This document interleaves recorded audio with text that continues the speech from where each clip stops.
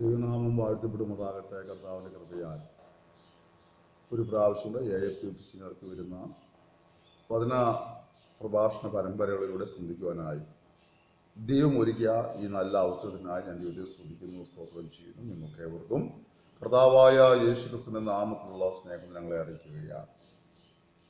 ക്രിസ്തീയ ജീവിതം എപ്പോഴും പ്രശ്നഭംഗിലമാണ്. പ്രശ്നസാന്ദ്രമായ അന്തരീക്ഷത്തിലൂടെ കടലിൽ തിരയടിച്ചു ഉയരുന്നത് പോലെ ഒന്നിനു പുറകെ ഒന്നൊന്നായുള്ള പ്രതികൂലങ്ങളും പ്രതിസന്ധികളും കഷ്ടങ്ങളും എതിർപ്പുകളും എല്ലാമായിട്ടാണ് മനുഷ്യൻ ക്രിസ്തീയ ജീവിതം നയിക്കുന്നത്. യേശുവിനെ കണ്ടുമുട്ടിയാൽ പ്രശ്നങ്ങളൊന്നുമില്ല എന്ന് പഠിപ്പിക്കുന്ന ഒരു കൂട്ടരുണ്ട്.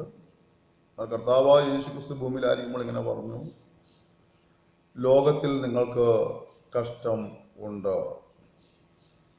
അപ്പോസ്തലനായ പൗലോസ് പറയുന്നു, ക്രിസ്തുയേശുവിൽ ഭക്തിയോടെ ജീവിക്കാൻ ആഗ്രഹിക്കുന്ന ഏവർക്കും കഷ്ടമുണ്ടാകും. കഷ്ടം അനുഭവിപ്പാൻ നമുക്ക് വരം ലഭിച്ചിരിക്കുന്നു എന്നൊക്കെയാണ് കഷ്ടതയോടുള്ള ബന്ധത്തിൽ വചനം നമുക്ക് തരുന്ന മുന്നറിയിപ്പുകൾ. അപ്പോൾ മറുവശത്ത് ഒരു ചോദ്യം ഉയർന്നേക്കാം, ഇത്രമാത്രം വില കൊടുത്ത് കഷ്ടത സഹിച്ച്, നിന്ന് സഹിച്ച്, ഉപദ്രവം സഹിച്ച് എന്തിനാണ് കർത്താവിനെ സേവിക്കുന്നത്? എന്താണ് അതുകൊണ്ടുള്ള ഗുണമെന്ന് ചോദിച്ചാൽ വചനം പറയുന്നു. 1 പത്രോസ് 1-ാം അധ്യായം 4-ാം വാക്യം മുതൽ വായിക്കുമ്പോൾ, അന്ത്യകാലത്തിൽ വെളിപ്പെടുവാൻ ഒരുങ്ങിയിരിക്കുന്ന രക്ഷയ്ക്ക് വിശ്വാസത്താൽ ദൈവശക്തിയിൽ കാക്കപ്പെടുന്ന നിങ്ങൾക്ക് വേണ്ടി സ്വർഗത്തിൽ സൂക്ഷിച്ചിരിക്കുന്നതും ക്ഷയം, മാലിന്യം, വാട്ടം എന്നിവ ഇല്ലാത്തതുമായ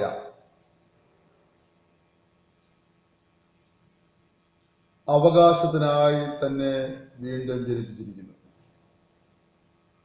അതിൽ നിങ്ങളിപ്പോൾ അല്പനേരത്തേക്ക് നാനാ പരീക്ഷകളാൽ ദുഃഖിച്ചിരിക്കേണ്ടി വന്നാലും ആനന്ദിക്കുന്നു.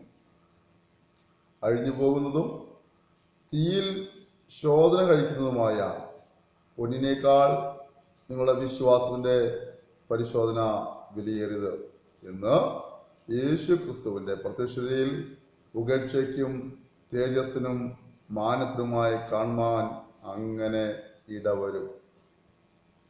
ഈ കഷ്ടതകൾ സഹിക്കുന്നതിന്റെ പുറകിൽ ഒരു വലിയ പ്രത്യാശയുണ്ട്. ഇതൊരു നഷ്ടക്കച്ചവടമല്ല.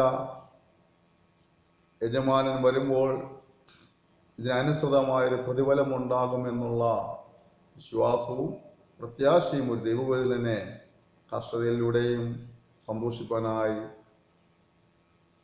അവനെ പ്രേരിപ്പിക്കുന്ന ഘടകം.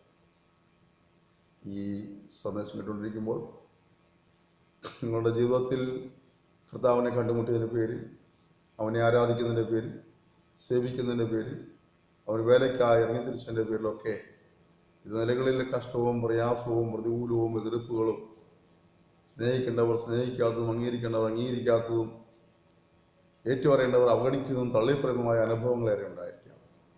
എന്നാൽ വലിയ പ്രതിഫലത്തിന് വേണ്ടി ദൈവം നിങ്ങളെ കണ്ടിരിക്കുക.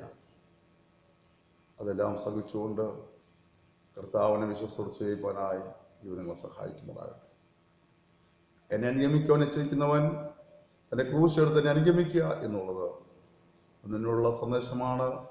നമ്മൾ എബ്രായലേഖനത്തിൽ വായിക്കുന്നു, മഹാപ്രതിഫലമുള്ള വിശ്വാസത്തെ തള്ളിക്കളയാതെ മുന്നോട്ട് പോവുകയാണ്. എന്ത് സഹിക്കേണ്ടി വന്നാലും, എന്ത് വില കൊടുക്കേണ്ടി വന്നാലും ഈ തലമുറയിൽ ഞാൻ എൻ്റെ കർത്താവിനെ സേവിക്കും, എൻ്റെ സാക്ഷിയായി തീരും, എന്നെ അനുഗമിക്കും എന്നുള്ളതായ ഉറച്ച തീരുമാനത്തിൽ വരുവാൻ കർത്താവ് നിങ്ങളെ സഹായിക്കുമാറാകട്ടെ. ഈ കഷ്ടങ്ങൾ നൊടി നേരത്തേക്കുള്ള ലഘുവായ കഷ്ടമാണ്.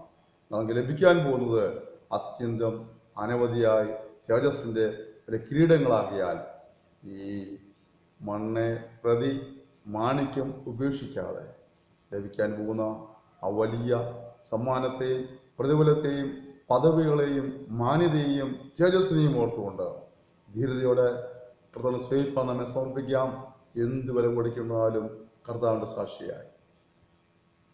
ജീവിപ്പാൻ, അവനെ സമൂഹത്തിൽ ഉയർത്തുവാൻ, അവനെ ആരാധിപ്പാൻ, അവനെ അനുസരിക്കണമെന്ന് അനുസരിപ്പാൻ നമ്മെ ഏൽപ്പിച്ചു കൊടുക്കാം. അങ്ങനെ കർത്താവിൻ്റെ സന്നിധിയിൽ വിശ്വസ്തന്മാരായി തീരുവാൻ, ഏറിയ പ്രതിഫലങ്ങൾ വാങ്ങുന്നവരായി തീരുവാൻ കർത്താവ് നിങ്ങളെവരെയും സഹായിക്കുമാറാകട്ടെ. ഇതുവരെയും യേശുക്രിസ്തുവുമായി വ്യക്തിപരമായ ബന്ധം സ്ഥാപിക്കാത്ത ആരെങ്കിലും നിങ്ങളെ ശ്രദ്ധിക്കുന്നെങ്കിൽ സ്നേഹത്തോടെ പറയട്ടെ, യേശു നിന്നെ സ്നേഹിക്കുന്നു, അവൻ നിനക്ക് വേണ്ടി മരിച്ചു, അവൻ നിന്നെ രക്ഷിപ്പാൻ പ്രാപ്തനാണ്. നീ ഈ സമയം അവൻ്റെ അടുത്ത് നിന്റെ ജീവിതം സമർപ്പിച്ചു കൊടുക്കുന്നെങ്കിൽ എൻ്റെ അവസ്ഥയ്ക്ക് മാറ്റം വരുത്തുവാൻ, അനുഗ്രഹിപ്പാൻ, ഉയർത്തുവാൻ ഈ കർത്താവ് ശക്തനാകിയാൽ എൻ്റെ സിസ്റ്റായുസ് അവനോട് ഏൽപ്പിച്ചു കൊടുക്കുക. അതിൻ്റെ പേരിൽ മനുഷ്യൻ നിന്നെ ഉപദ്രവിച്ചാൽ, നിന്ദിച്ചാൽ, പരിഹസിച്ചാൽ, ഒറ്റപ്പെടുത്തിയാൽ ക്ഷീണിക്കേണ്ട ആവശ്യമില്ല. സ്വർഗത്തിൽ സൂക്ഷിച്ചിരിക്കുന്ന വാട്ടമില്ലാത്ത, മാലിന്യമില്ലാത്ത വലിയ പ്രതിഫലത്തിന് അതിനെ ഉടമയാക്കും. എന്നാൽ ഇവിടുത്തെ മനുഷ്യൻ്റെ വാക്കുകൾ കേട്ടുകൊണ്ട് നീ ആ പ്രതിഫലത്തെ നഷ്ടപ്പെടുത്തിയാൽ നിന്നെ പോലെ ഭാഗ്യഹീനനായ ഒരു വ്യക്തി ആരും ഉണ്ടായിരിക്കുകയില്ല. അതിനും പറയുന്ന ഒരു മനുഷ്യൻ സർവ്വലോകം നേടിയാലും തൻ്റെ ആത്മാവിനെ നഷ്ടമാക്കിയാൽ എന്ത് പ്രയോജനം? ഈ ചോദ്യം നിന്നോടാണ്. ആത്മാവിനെ നേടിയ വ്യക്തിയാണോ, നഷ്ടമാക്കുന്ന വ്യക്തിയാണോ? കർത്താവായ യേശുക്രിസ്തുവുമായി വ്യക്തിപരമായ ബന്ധം സ്ഥാപിച്ചെടുത്ത് പാപങ്ങളെ കുറിച്ച് ഉപേക്ഷിച്ച് ദൈവത്തെ ഭയപ്പെട്ട് ജീവിപ്പാൻ തീരുമാനമെടുത്തിട്ടുണ്ടെങ്കിൽ നിന്റെ ആത്മാവ് നീ കരസ്ഥമാക്കിയ വ്യക്തിയാണ്. അങ്ങനെ ഒന്നും സംഭവിച്ചിട്ടില്ലെങ്കിൽ ജീവപുസ്തകത്തിൽ പേരെഴുതി കാണാത്ത എവനെയും തീപ്പൊയ്കയിൽ തള്ളിയിടുമെന്ന വചനവ്യവസ്ഥയിൻ പ്രകാരം നഷ്ടപ്പെട്ടനാണ്.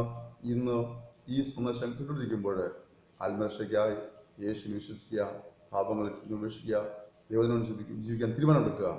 ആ തീരുമാനത്തിലൂടെ ദൈവം നിങ്ങളെ ധാരാളമായി അനുഗ്രഹിക്കുമാറാകട്ടെ.